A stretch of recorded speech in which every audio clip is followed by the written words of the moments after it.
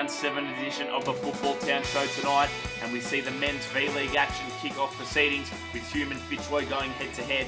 Gustavo Candela looks to lead the way for Metropolitan in defence, and he'll have to be at his best to defeat in-form Ashburton striker Ricky Castro. Mateo Rocca will be looking forward to more game time for Pascoval as they take on bottom of the ladder Albert Park and Norris Know that Iggy Filipovic will be looking to use his powerful strikes against Jason Barrientos' Big Vipers FC.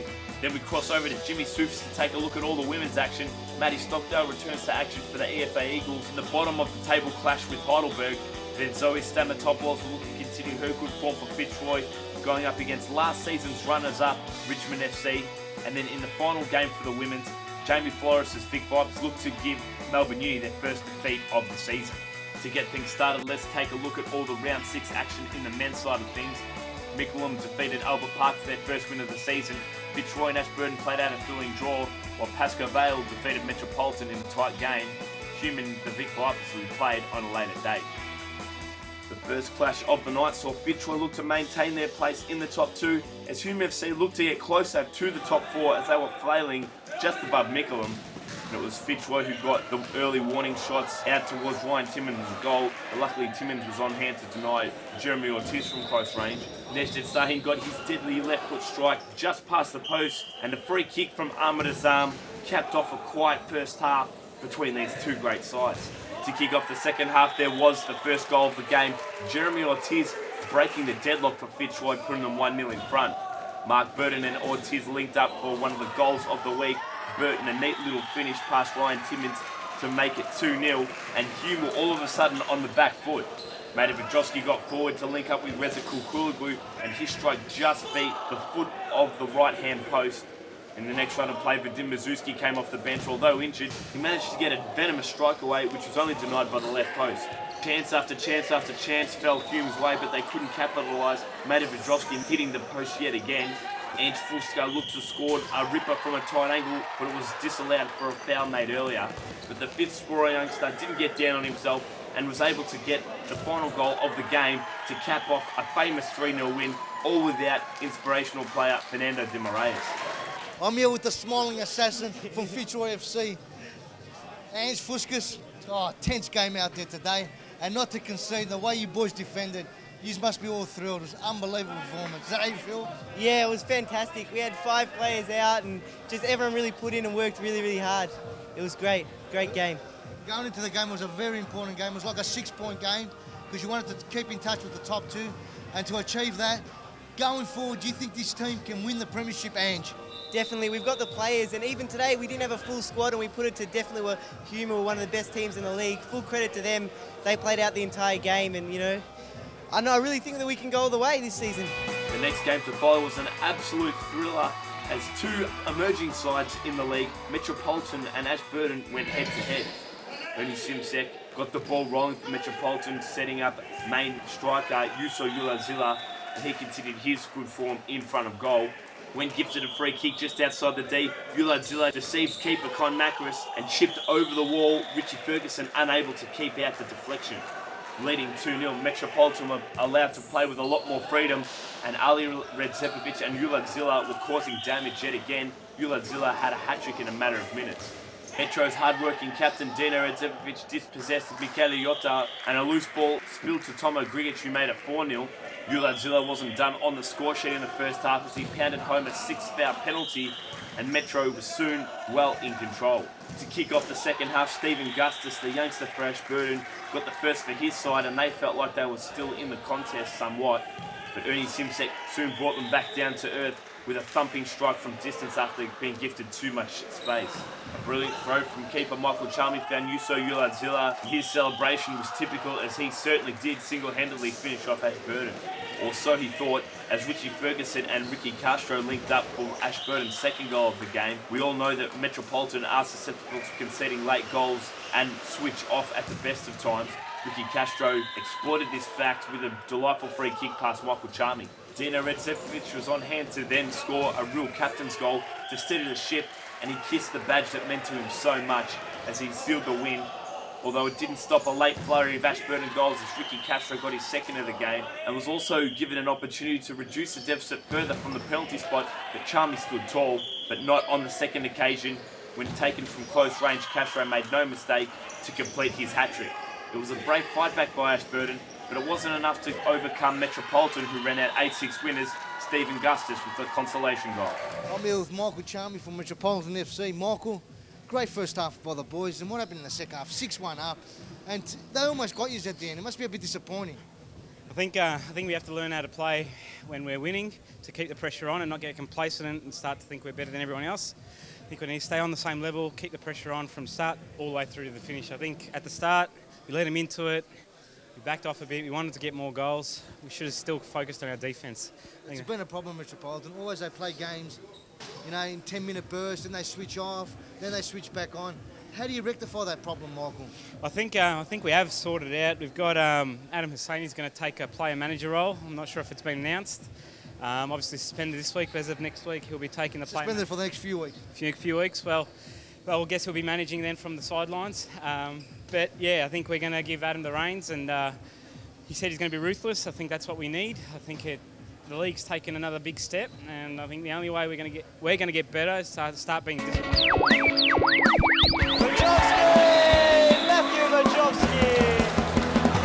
What a cracker of a goal. Reads the play, keeps the ball in down the line, cuts inside, beats the player. Simsek Okel with a big save. Player Sonny Malone completes his hat-trick. What a debut it's been. That's game over. Dahani, lovely finish. Sam Dahani cracks one back for Moore. Great save by Lorenzo De Paris again. That's a fine bit of play. Hi, I'm Alicia. You're watching the Football Town Show. Go Futsal!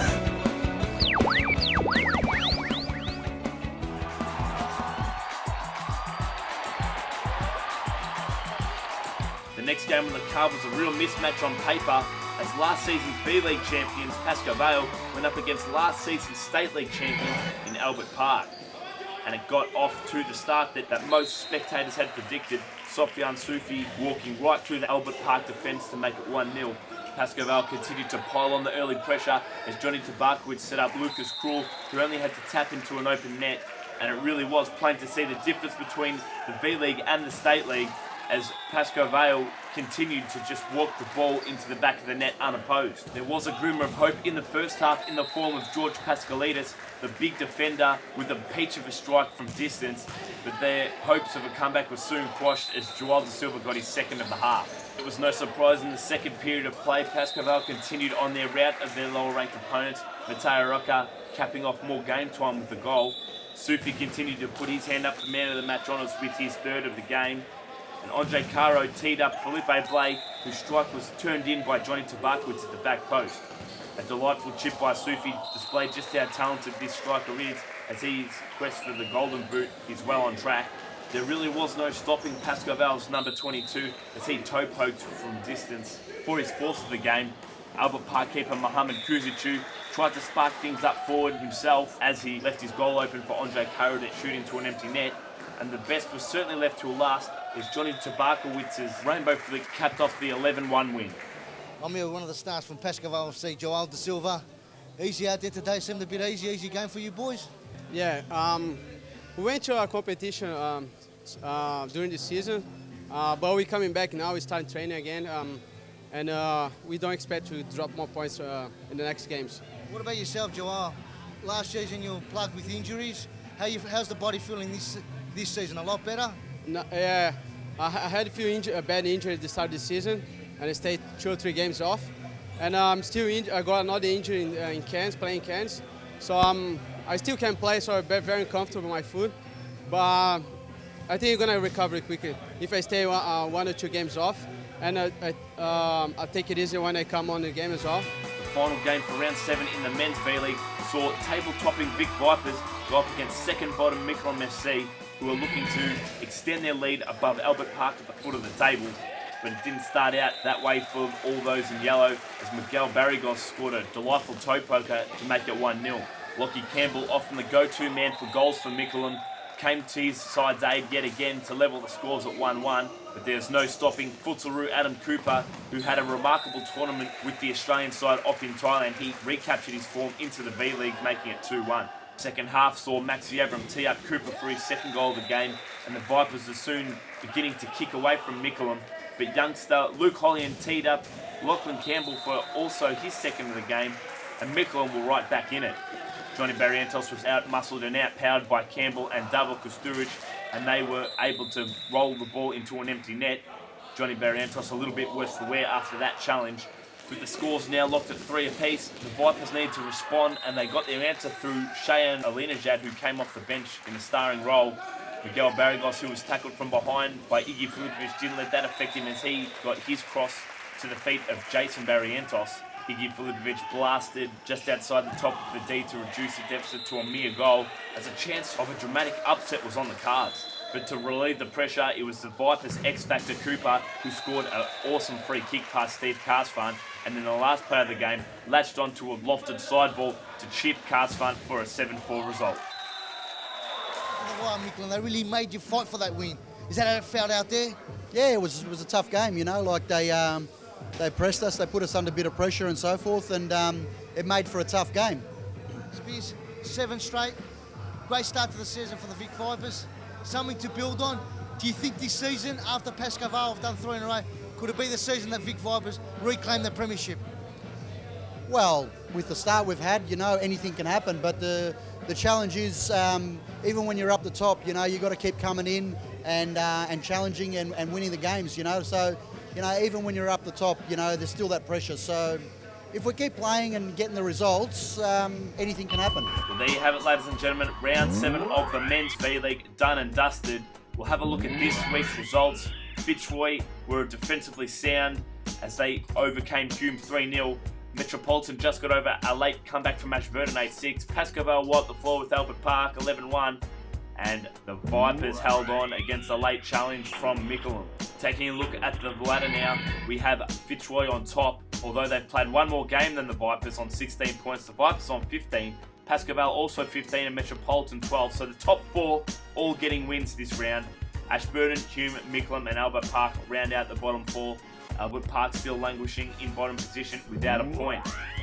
Taking a look at the top goal scorers now, it's no surprise that we see Ricky Castro from Ashburton on top of the table with 15 goals. Ernie Simsek 13 from Metropolitan. Sofian Sufi's making his way up for Pascoe, he's on 12, while the Vipers Adam Cooper and Jason Barrientos round out the top 5. Taking a look at the men's clashes for next week's show, we see Fitzroy and Mickleham. Metropolitan and Hume never disappoints as 2 giants go head to head. Albert Park, the bottom of the table, take on the red hot Vic Vipers, and Pascoe Vale go up against their old rivals Ashburton FC. Now before we join Jimmy Soufis for all the women's action, let's take a look at last week's results in the Women's V-League Premiership. Melbourne Uni continued their unbeaten start to the season over Ashburton. Pascoe Vale and Fitzroy also claimed valuable wins, while the Eagles and Richmond will be played on a later date. Saved, Shane again. Save from Chen. Da Silva, lovely. Zilic not tracking his man. And Da Silva runs straight through. Franjic, Joseph Franjic. What a belter. Drilled into the top corner from Joseph Franjic. That is a massive goal. Look at Campbell, another save. He has been good tonight.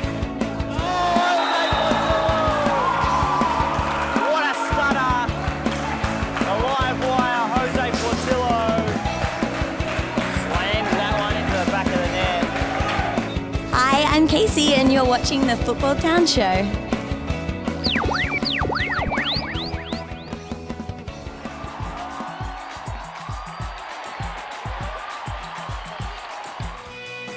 Welcome ladies and gentlemen to the first clash of round 7 featuring the bottom of the table sides EFA Eagles and Heidelberg FC. To kick things off, Naomi Ryan played a good ball through to her sister Hannah and she slotted the ball through Mason Jones' legs, opening the scoring for the Eagles, who had won one more game than their opposition so far this season. Candice Coranias then played in Nicolette Ciccarelli and she drove the ball home from distance.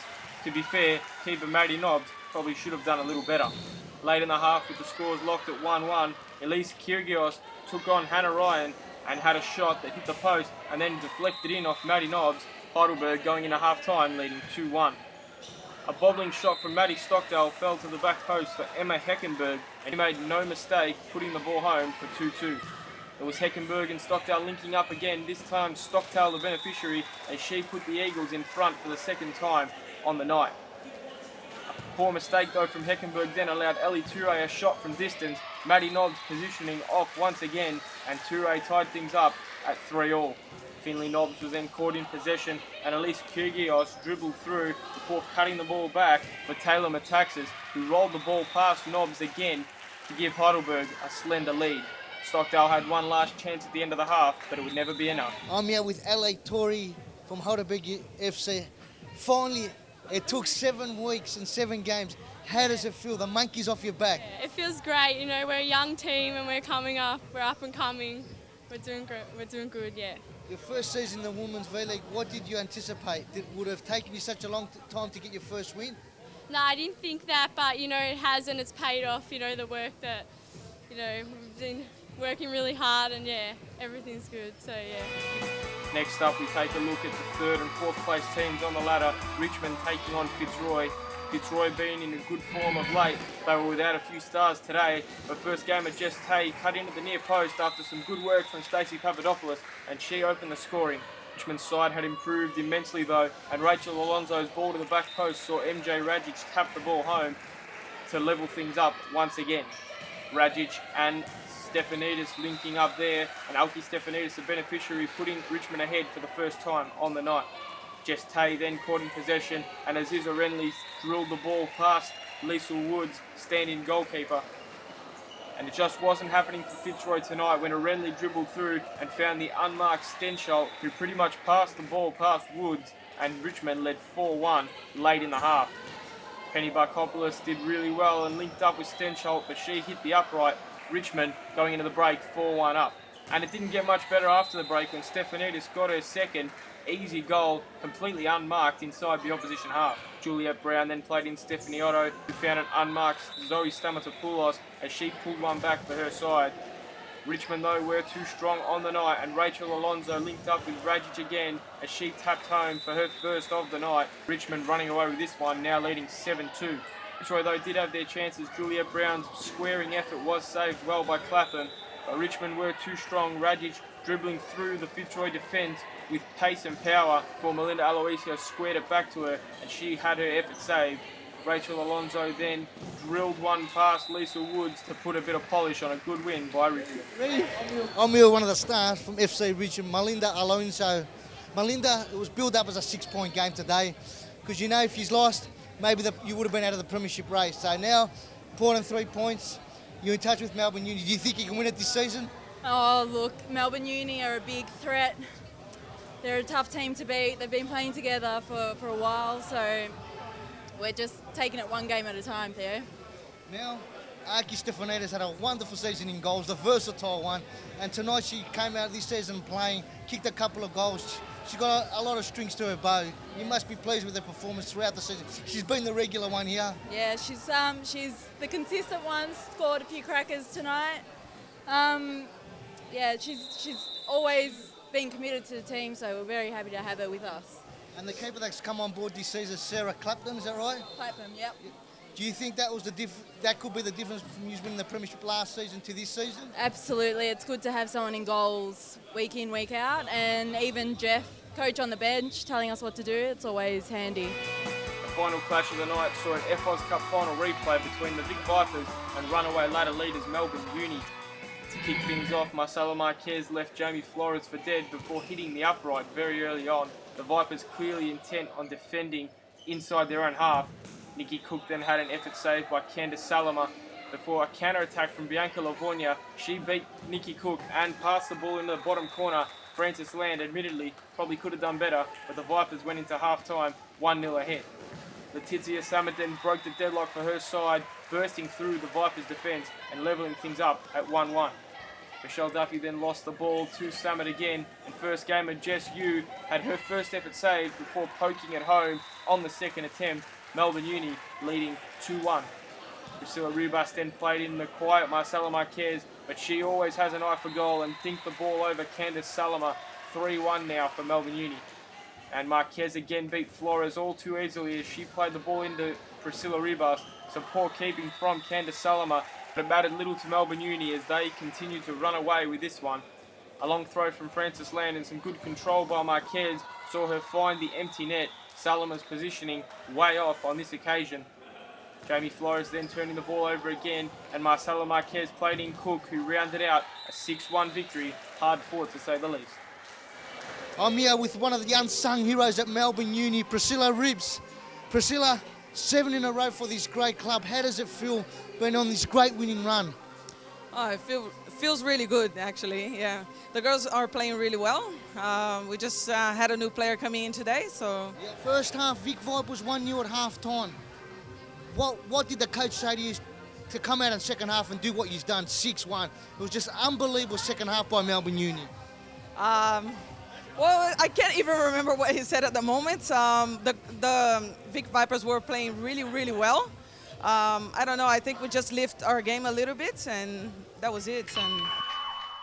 Well, ladies and gentlemen, that rounds out the round 7 fixtures for this week. With one left to play, we'll have a look at the results. EFA Eagles went down to Heidelberg FC, who tied things up at the bottom of the table. Richmond knocked off an understrength Fitzroy 7-2, and the Vic Vipers were defeated by Melbourne Uni, with Ashburton and Pascoe Vale to play at a later date. Next up, we take a look at the Women's V-League ladder at this stage. Melbourne Uni remain undefeated on 21 points, Richmond in second on 13, Fitzroy in third on 12, Pascoe Vale in fourth on 12 with a game in hand, Ashburton in fifth on 7 also with a game in hand, the Vic Vipers down in sixth with only 5 points, EFA Eagles and Heidelberg both have now a win each for the season. As we have another look at the top goal scorers now, Marcela Marquez leading the way on 17, Christine Duffy in second on 9, Illy Jacob on 8, Letizia Samad on 8, and Sarah Richardson rounds out the top 5 on 7. We take a look at next week's fixtures. Melbourne Uni open the card against Heidelberg. Vic Vipers will take on Richmond in what looks to be the clash of the night. Fitzroy FC will take on Pascoe Vale, and to close out the card, Ashburton will take on EFA Eagles. We now leave you with Goal of the Week.